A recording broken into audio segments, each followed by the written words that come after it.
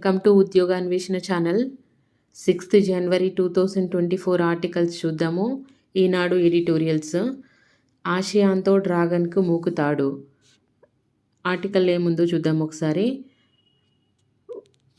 1.5 దశాబ్దాల క్రితము కుదుర్చుకున్న స్వేచ్ఛా వాణిజ్య ఒప్పందము FTA ఫ్రీ ట్రేడ్ అగ్రిమెంట్లో నేటి పరిస్థితులకు అనుగుణంగా మార్పులు చేయాలని భారత్, ఆగ్నేయాసియా దేశాల సంఘము ఆసియాన్ సంకల్పించాయి. ఇందుకోసమని ఫిబ్రవరి 18, 19 తేదీల్లో ఢిల్లీలో చర్చలు జరపనున్నాయి.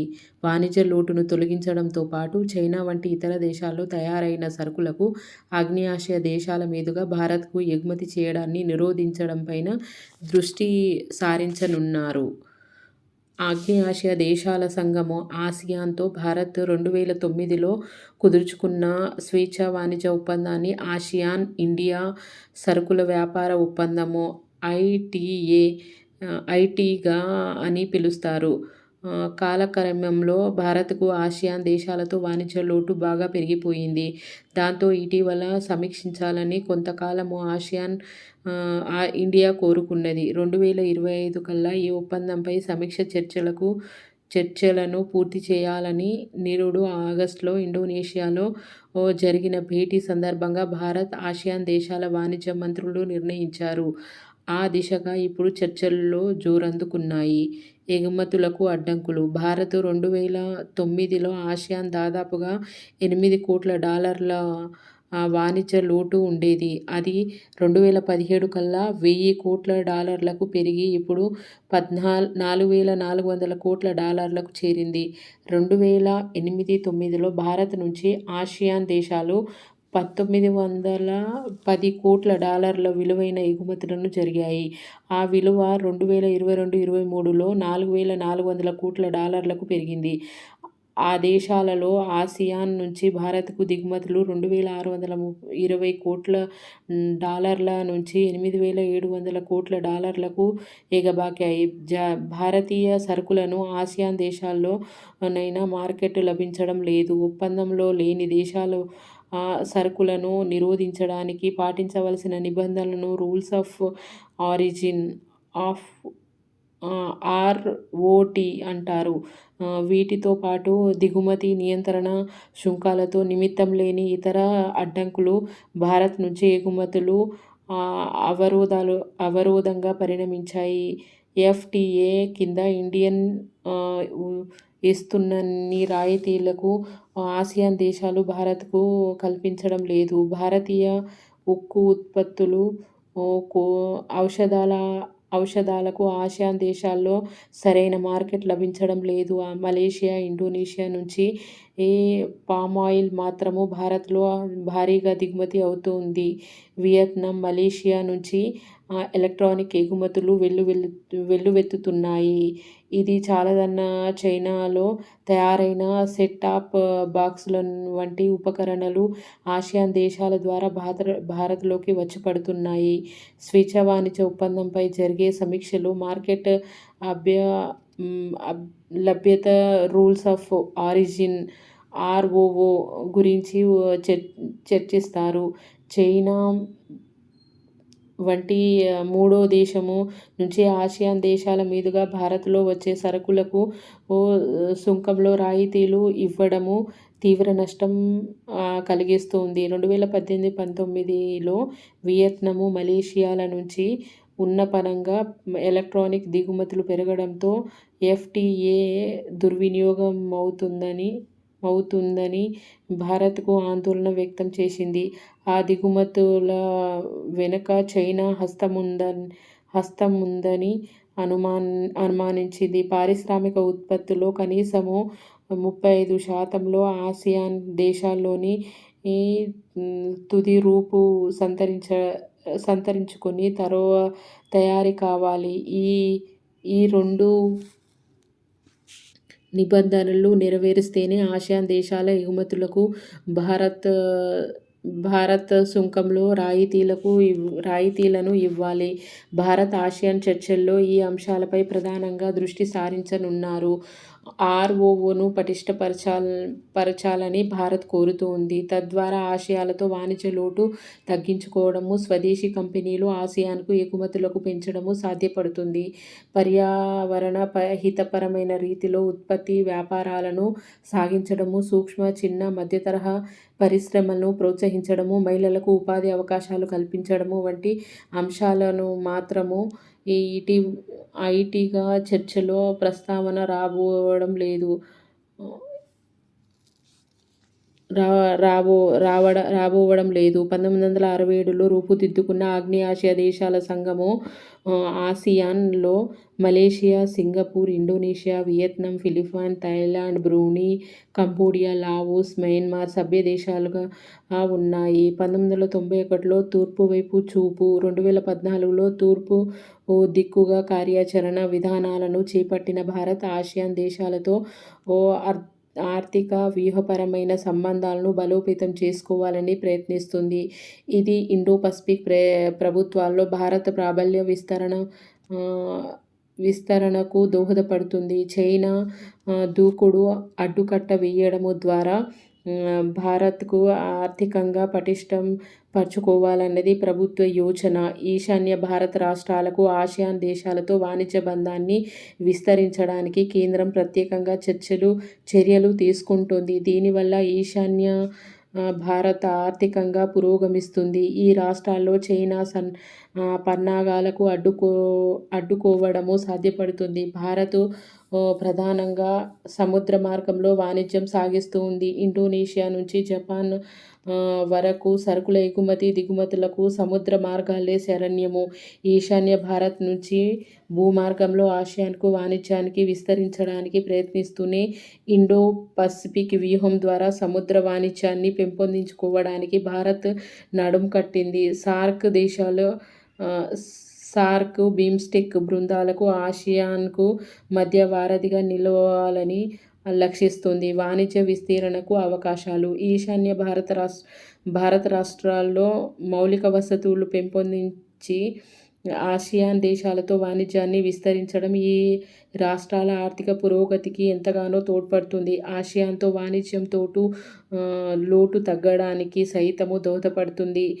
సరుకులను ఎగుమతి, దిగుమతుల్లో హెచ్చుతగ్గులను నివారించడమే కాదు, భవిష్యత్తులో సేవల రంగంలో వాణిజ్యాన్ని విస్తరించడంపైన భారత్ ప్రత్యేకంగా దృష్టి సారించాలి. ఇండియా నుంచి టెలికమ్యూనికేషను, ఐటీ ఆధారిత సేవలు, విద్య, వైద్య సేవల ఎగుమతులకు పెంచుకోవాలి. చిన్న, మధ్యతరహా పరిశ్రమల మధ్య సహకారాన్ని మరింతగా అభివృద్ధి పరచాలి. ఇది భారత్ సర్వతోముఖ ఆర్థిక ప్రగతి చోదక శక్తి అవుతుంది. ఇది డ్రాగన్ దేశము, చైనా దేశంకు సంబంధించి. ఇందులో ఉన్న ఆసియాన్ దేశాలు ఏంటి అనేది ఇంపార్టెంట్. ఒకసారి ఆసియాన్ దేశాలు చూసుకోండి. ఈ ఆర్టికల్ 1కి 2 సార్లు వినండి. ఇది చాలా యూస్ఫుల్. ఇంటర్నేషనల్ రిలేషన్స్లో కంపల్సరీ ఎనీ కాంపిటేటివ్ ఎగ్జామ్లో అడుగుతారు. అనాలిసిస్ బేస్ క్వశ్చన్స్ ఎక్కువగా వస్తున్నాయి కాబట్టి ఇది 1కి 2 సార్లు యాజ్ ఇట్ ఈస్గా నేను చదువుతున్నా కాబట్టి 1కి 2 సార్లు వినండి. మీకు ఈ ఛానల్ నచ్చితే లైక్ చేయండి, షేర్ చేయండి, సబ్స్క్రైబ్ చేయండి. చూద్దాము నెక్స్ట్ ఆర్టికల్ ఏమిచ్చారు. 4 గోడల పంచాయతీ అని ఇంకో ఆర్టికల్ ఇచ్చారు. ఇది వివాహ బంధానికి సంబంధించింది, భార్యాభర్తలకు సంబంధించిన ఒక సుప్రీంకోర్టు జడ్జిమెంట్, అలాగే కొన్ని హైకోర్టుల జడ్జిమెంట్ల గురించి ఇచ్చారు.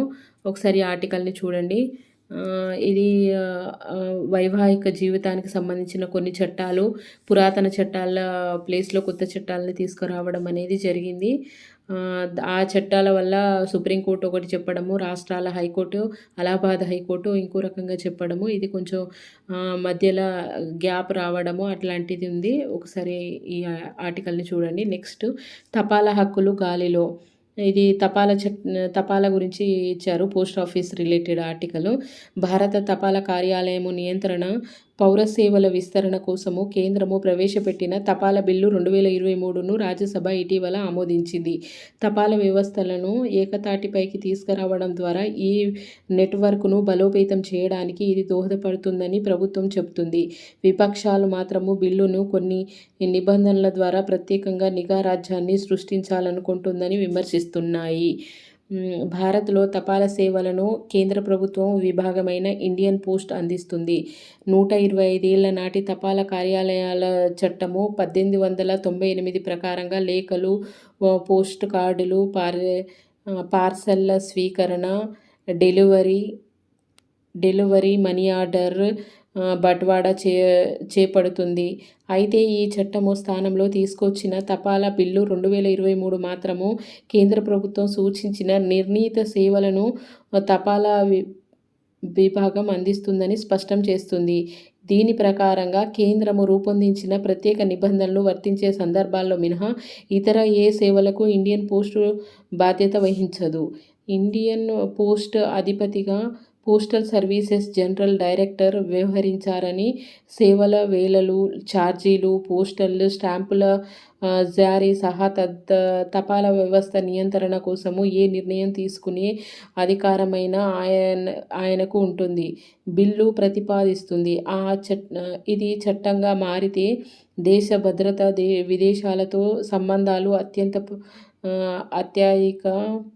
అత్యయిక పరిస్థితి, ప్రజా భద్రత దృష్ట్యా ఏదైనా వస్తువులను కేంద్ర రాష్ట్రాలు అడ్డుకునే వీలుంటుంది. బట్వాడా చేయవలసిన వస్తువులను అధికారులు తెరిచి చూడడానికి, రవాణాలు రద్దు చేయడానికి, జప్తు చేయడానికి ఇది వీలు కల్పిస్తుంది. ఏదైనా వస్తువు పోయినా, నష్టం వాటిల్లినా, రవాణా ఆలస్యమైనా, మరే ఇతర సేవా లోపము చోటు చేసుకున్న తపాలా విభాగము బాధ్యత వహించదు.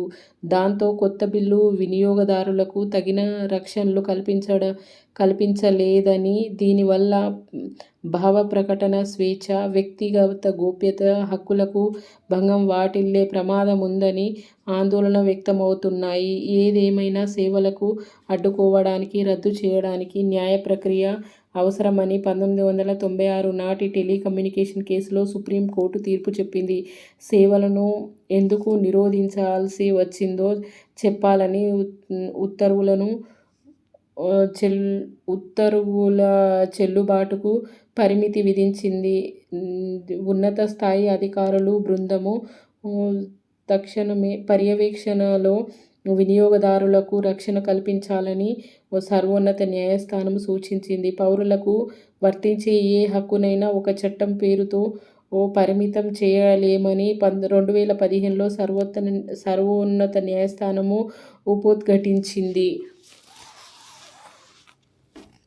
ఉపోద్ఘాటించింది. ఏ కారణంతోనైనా పర్సనల్ జాప్యమైనా, తెరిచి ఉన్నా, దెబ్బతిన్నా, కనిపించకపోయినా తపాలా అధికారులు బాధ్యత వహించాలని కొత్త చట్టము పేర్కొనడము ఉద్యోగుల జవాబుదారీతనాన్ని ప్రశ్నార్థకం చేయడమే. సిబ్బంది లేదా బయటి వ్యక్తుల తపాలా వస్తువులను తస్కరించిన, ధ్వంసం చేసిన 1898 చట్టం ప్రకారంగా 7 ఏళ్ల వరకు జైలు శిక్ష, జరిమానా విధిస్తారు. నిషేధిత వస్తువుల రవాణాకు పాల్పడిన వారికి ఏడాది పాటు జైలు శిక్ష విధించాలన్న నిబంధనలు ఉన్నాయి. కొత్త బిల్లులో ఉద్దేశపూర్వకంగా మోసపూరిత చర్యలకు పాల్పడితే అధికారులపైన చర్యలుంటాయన్న నిబంధనలు చేర్చినప్పటికీ వాటిని స్పష్టంగా పేర్కొనలేదు. పైగా ఇటువంటి నేరాలకు భారత శిక్షా స్మృతి, ఐపీసీ, ఇతర చట్టాలు వర్తించవని స్పష్టం చేస్తుంది. కొత్త బిల్లు రూపొందించిన ఈ నిబంధన రైల్వే క్లెయిమ్స్ ట్రిబ్యునల్ యాక్ట్ 1987కు విరుద్ధము. సేవల్లో లోపాలు, నష్టాలకు ట్రిబ్యునల్ రక్షణ కల్పిస్తుంది. రైల్వే వాణిజ్యం తరహాలోనే సేవలందించే పోస్టల్ సేవల్లో మాత్రము అధికారులకు బాధ్యత ఉండదనడము విచిత్రము. తపాలా సేవల్లో లోపాలను వినియోగదారుల హక్కుల చట్టము 2019 వర్తించదని జాతీయ వినియోగదారుల వివాదాల పరిష్కార కమిషన్ చట్టం కూడా పేర్కొంటుంది. అలాంటప్పుడు తపాలా సేవల్లో లోపాలను, ప్రజలకు వాటిల్లే కష్టాలకు ఎవరు బాధ్యత వహిస్తారు?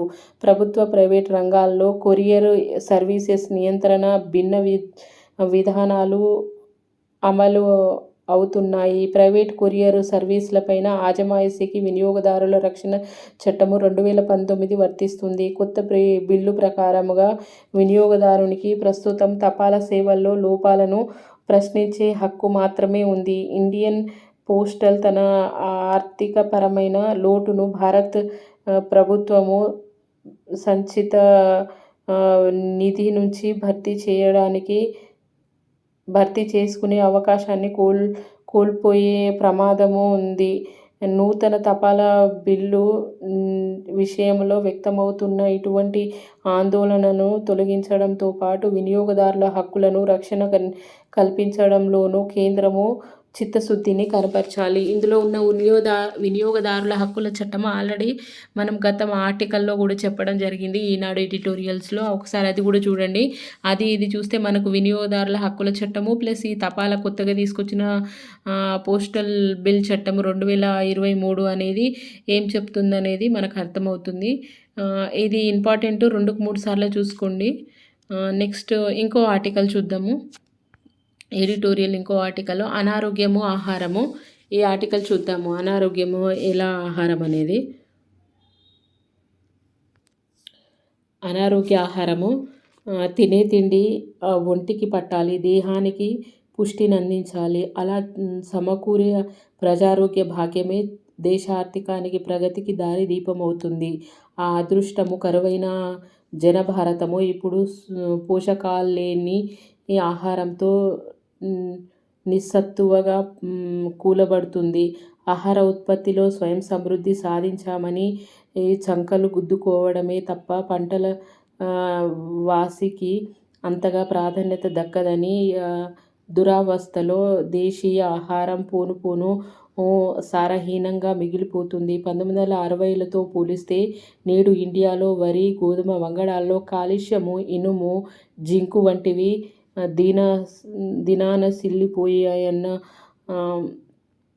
దిగనాసిపోయాయన్న కఠోర వాస్తవానికి ఇటీవలి అధ్యయనాలు వెలుగులోకి తెచ్చాయి. ఎముకలు, నరాల పటుత్వానికి, వ్యాధి నిరోధకత, ప్రాణప్రదమైన ఖనిజాలు మన ప్రధాన ఆహార పంటల్లో కొరవడము తీవ్రంగా కలవరపరిచేదే.